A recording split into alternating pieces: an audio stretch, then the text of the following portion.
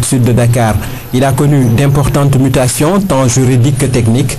À l'intérieur, ce sont des équipements high-tech de génie génétique que l'on trouve pour poser des diagnostics précis. Bien sûr, l'aspect clé, c'est le diagnostic, la mise en évidence du virus Ebola et en Afrique.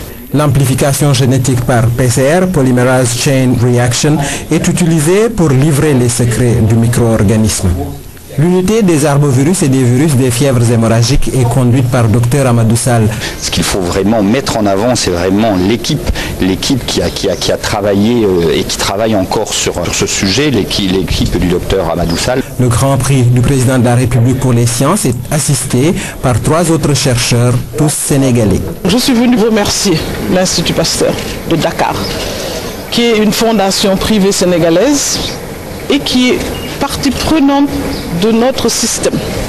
L'expertise de ces chercheurs de haut niveau et le travail abattu par l'IP dans la gestion de l'épidémie Ebola sont salués par le ministre.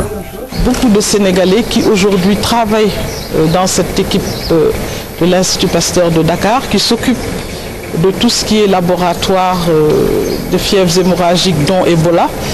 Et donc ça montre vraiment qu'avec un bon encadrement et une bonne expertise, le Sénégal peut encore vraiment faire partie des pays qui auront apporté une contribution importante à la lutte contre Ebola. Les échantillons viennent de plusieurs pays, près de 40 ont été récoltés au Sénégal, un seul s'est révélé positif. Mais à Conakry, le labo mobile de l'IP de Dakar a examiné plus d'1 millier de prélèvements avec de nombreux cas positifs. Pour dire qu'en la matière, c'est une référence mondiale, ce qui en fait un centre collaborateur de l'OMS. L'actualité internationale et le recueillement d'un village, d'une région, de tout un pays après le choc et l'émotion au lendemain de la mort d'Hervé Gourdel. Plusieurs milliers de personnes lui ont rendu hommage. Par ailleurs, le gouvernement français a annoncé des mesures de sécurité renforcées dans les transports et les lieux publics. La douleur de la compagne d'Hervé Gourdel et de ses enfants. Le recueillement d'un village, d'une région, dans un silence absolu. Pour tous les proches, les mots manquent. L'horreur totale, quoi. Je sais pas ce qu'on peut dire là-dessus. Dans ce village où Hervé Gourdel partageait sa passion de la montagne, c'est une immense émotion.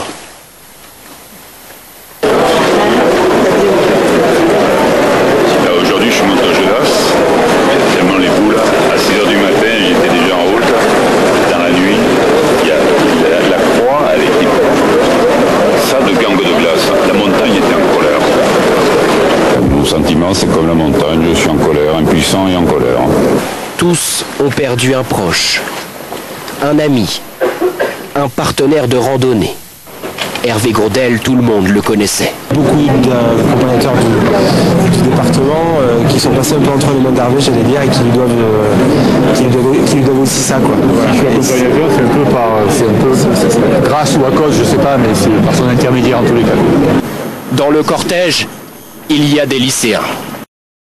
Ils sont partis 3 heures plus tôt de leur établissement pour une marche à travers les chemins escarpés du Mercantour qu'Hervé Gourdel aimait tant. Un symbole fort, comme les mains liées de l'évêque de l'imam. On n'a pas envie que la haine s'inscrive, si vous voulez, que dans les personnes, la division ne prenne le pas dans la société.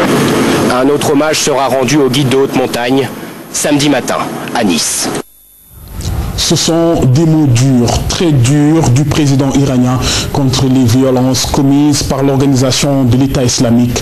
Ces extrémistes n'ont qu'un objectif commun, la destruction de la civilisation et l'émergence de l'islamophobie, a dit Hassan Rouhani. Il a également critiqué la stratégie erronée de l'Occident au Moyen-Orient. L'organisation de l'État islamique, Hassan Rouhani le sait, il est devenu l'acteur incontournable. Alors à la tribune de l'ONU, pendant 15 longues minutes, le président iranien va faire La stabilisation en Syrie et en Irak, c'est la faute à l'Occident, mais surtout à certains États de la région. Certains services de renseignement ont placé des sabres entre les mains de fous qui n'épargnent personne. Dans leur combat contre les groupes djihadistes, l'Iran apporte son aide à l'allié syrien, au gouvernement irakien, mais aussi aux Kurdes. Mais Téhéran, qui refuse toujours de prendre part à la coalition internationale menée par les États-Unis, se pose en médiateur. La meilleure solution à cette situation complexe doit venir de la région elle-même. Ce sera une solution trouvée par la région avec le soutien de la communauté internationale et non pas une solution extérieure. Un président Rouhani de plus en plus courtisé dans le dossier de la crise irakienne. En marge de l'Assemblée générale de l'ONU, les poignées de main se succèdent dans les couloirs. Ici avec le président français, mais aussi avec David Cameron, rencontre qualifiée d'historique. Une première entre un président iranien et un premier ministre britannique depuis la révolution de 1979. Elle se solde par un plébiscite à la tribune. Les leaders iraniens peuvent nous aider à vaincre l'organisation de l'État islamique. L'État paria d'hier s'invite même désormais sur les plateaux de télévision américains. Et ici, l'occasion est trop belle pour le président Rouhani pour ne pas faire la leçon aux États-Unis et la légalité des frappes sur... Voilà, ainsi va l'actualité de ce vendredi matin, mesdames et messieurs. Merci de nous avoir suivis.